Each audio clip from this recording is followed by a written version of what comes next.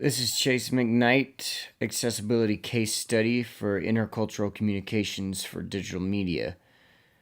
I recently had the opportunity to sit down with Kevin Mayberry, a successful, self-employed businessman who over the past years has been partially retired and able to enjoy his real passion of the outdoors. Love any kind of sport. I've always loved whatever involved a ball or a bike or a motor or water. Any of that. Snow, I'm game. Unfortunately, Kevin's love of the outdoors had to be somewhat interrupted when he sustained serious injuries in a climbing accident. I basically went to the climbing gym to do a workout for my back muscles and my biceps, and so I was there. They had these auto belay devices that you mentioned. So you just clip into it, and as you climb, it reels up with you, and then if Yeah. you fall, it catches you. But there was one climb that I kept falling on the last hold, and it was driving me nuts because I knew I could get it. I was just so pumped. I was just Right, yeah. exhausted. But I thought, okay, I'm going to nail that before I leave. So I tried 2 or 3 times, and I kept falling. So I thought, okay, I'm going to shake out a bit. And so I unclip from my harness and, put the strap back to the wall, take my shoes off, and I'm stretching and I'm walking around, go get a drink and all that stuff, and I'm thinking about the climb, thinking, if I'm maybe a little bit more efficient on the first few moves, then I'd save my strength for the last. Anyway, sat down, put my shoes and chalk bag on, and went up to the wall and looking at the holds, and anyway, just start climbing. Totally didn't clip in. Same thing, slipped off the last hold. Didn't even realize I was falling until I landed and hit the ground, and I heard everything snapping and cracking, and then immediately I knew, oh crap, I forgot to clip in. Yeah. Oh crap. Oh crap, this is gonna be bad. Yeah. Dang. So, Yeah. And you broke how many bones did you break in your well, feet I there? snapped both my legs in half, the lower, the tibias and fibulas, and they were bent sideways.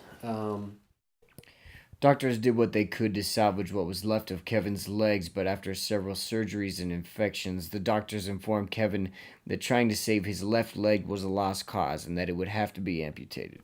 Doctors were able to save Kevin's right leg, but this required them to graft many of his bones together, leaving him with limited mobility and much discomfort that he still deals with to this day. In fact, many of Kevin's problems come from this remaining leg.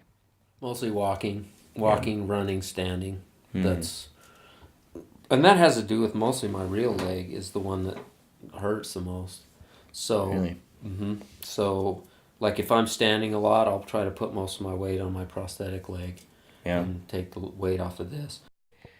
Despite all this, however, Kevin refuses to let what many would consider to be a disability slow him down. Yeah. So that typical day is I'll do get my ride in. I'll do some yard work. I'll do some home maintenance, and then I'll do some business. I'll do probably I don't know an hour or two a day of work, and the rest is fun stuff. There we go. Yeah. Thanks to Kevin's prosthetic leg, he's able to enjoy a quality of life that's almost on par to his former self. My prosthetic leg is awesome. It was like I said before. I actually rely on it probably more than my real leg. In fact, the real downside to it is I have a hard time unclipping that from my bike pedals. So if I have to bail on my mountain bike real quick, I always hope that I fall to the side with my real foot because I can get it out quicker. Other than that, I would almost be tempted to remove the other foot and go with prosthesis. Still, there's one activity Kevin would need a new piece of equipment to pick back up, but unfortunately, until prices drop on this particular piece of technology, Kevin will just have to keep saving up. Yeah, I want to get back into canyoneering. Canyoneering. Yeah, I really want to be able to do that, but that involves boulder hopping and hiking and Right. things that are really painful for me. Mm. Assistive technology would be an orthotic. They call it an offloader brace.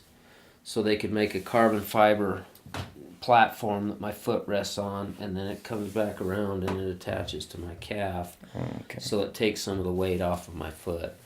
Interesting. but that's about $12,000 for that. But if you're wondering if you should feel sorry for Kevin, there's no need. In addition to being an excellent learning experience and making him a better person, Kevin maintains that the accident has left him with a more positive outlook on life. But Yeah. I got a great life now, so everything's I can do just almost anything I want to do. You know, I probably don't think I'd trade lives with anybody. So. This is Chase McKnight signing off, and this is not a real radio show.